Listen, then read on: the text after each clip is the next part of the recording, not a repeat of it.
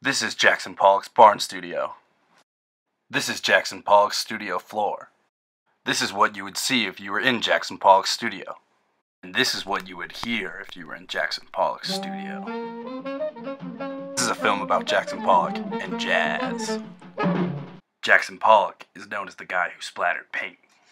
Also called action painting, a form of abstract expression, was his drip painting that brought him fame.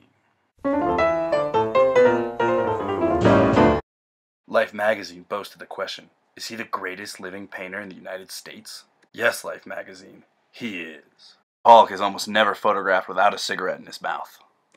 Jackson Pollock's biggest source of inspiration was jazz music. Compositional elements of jazz can be seen in Jackson Pollock's work. Get into these grooves listening to his jazz record just for days. Jazz.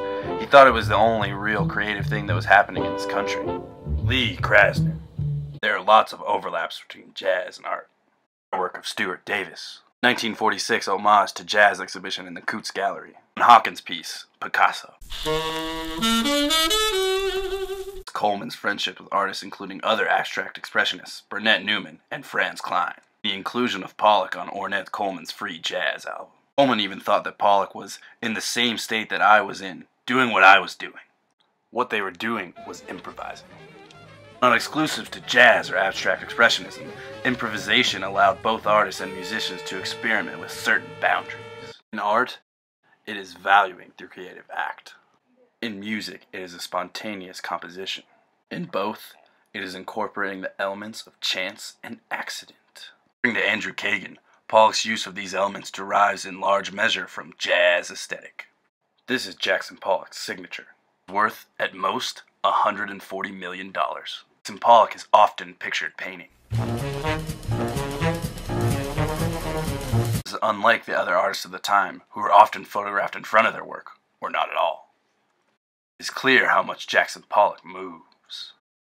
Rhythm is reflected in the way his paint lays on the canvas and is reminiscent of the frenzied swing rhythms of beat-bop. Jackson Pollock's work most closely aligns itself with beat-bop. Beat-bop, the fast-paced music of the 1940s, dismissed the former chord progressions as limited. Although out there, it retained traces of popular songs, just as Jackson Pollock's painting retained traces of imagery. This is Jackson Pollock's wife. These are Jackson Pollock's dogs.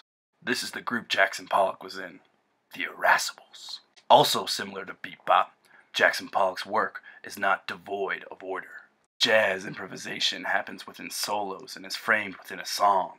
Pollock's paintings contain a balanced mix of threads, pools, and splatters of paint. Both are carefully orchestrated. At the same time that Jackson Pollock's paintings got bigger, jazz recording got longer. The invention of the 12-inch LP added to this change, allowing artists to record for 20 minutes per side. Large canvases had already been invented. These are the connections between Jackson Pollock and jazz.